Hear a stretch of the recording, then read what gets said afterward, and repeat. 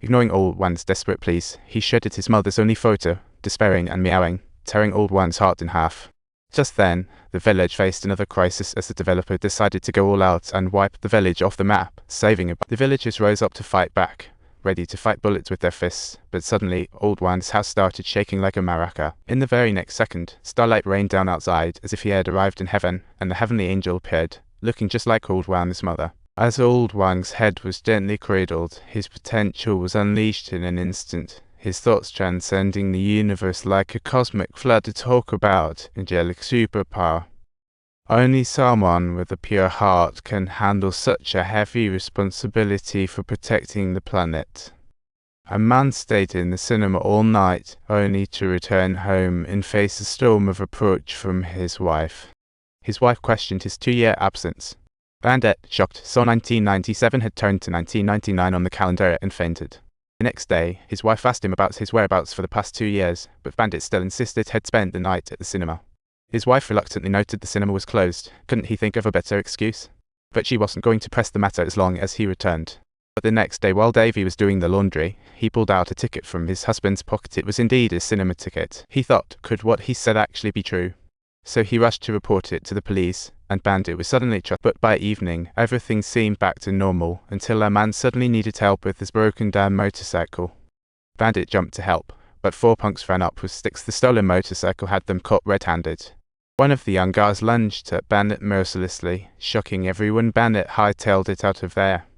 With the thugs hot on his heels, he had no choice but to dash through a mysterious door, only to find himself back in that closed-down cinema. The old man said no entry without an invitation, offering Bandit 2 choices: front door to reality, back door to dreams.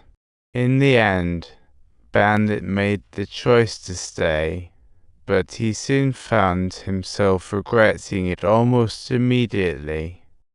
When the door to reality opened, he found his wife and children gone, and the house was under renovation. Upon learning his family's new address, Bandit rushed over to find his wife had married an old man after 2 years. Darkness fell, and feeling alone and abandoned, Bandit returned to the old cinema, planning to stay forever. But at that moment, his wife saw something unbelievable on TV. Bandit looked like a homeless vagabond. This stirred the hearts of mother and son again, and they hurried to the abandoned cinema. Bandit, help me tell you. I, Bandit, after a telepathic sensation, instantly started looking for my wife. Not long after, he found that after the telepathic sensation, Davy rushed to find her husband, but was stopped by the old man.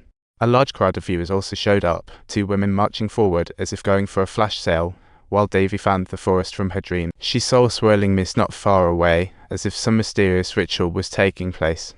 She hurried to her husband, who was tied to a tree, shouting for help in a panic. "Take me away! Take me away!" Just then, a chilling scream rang out as a creature stood nearby. It continuously emitted pulsating light, causing headaches. Remembering sweet times with her husband, she charged again.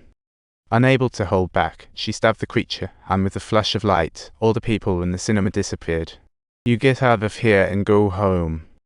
Keep your disappointment to yourself and share it with the world, but don't ever let anyone find out you're Bandit." And then, it is Bandit's moment to shine, as he swiftly pulls out the chainsaw, forcefully slicing open the top of the head, and subsequently ruthlessly tearing away the brain membrane inside the skull.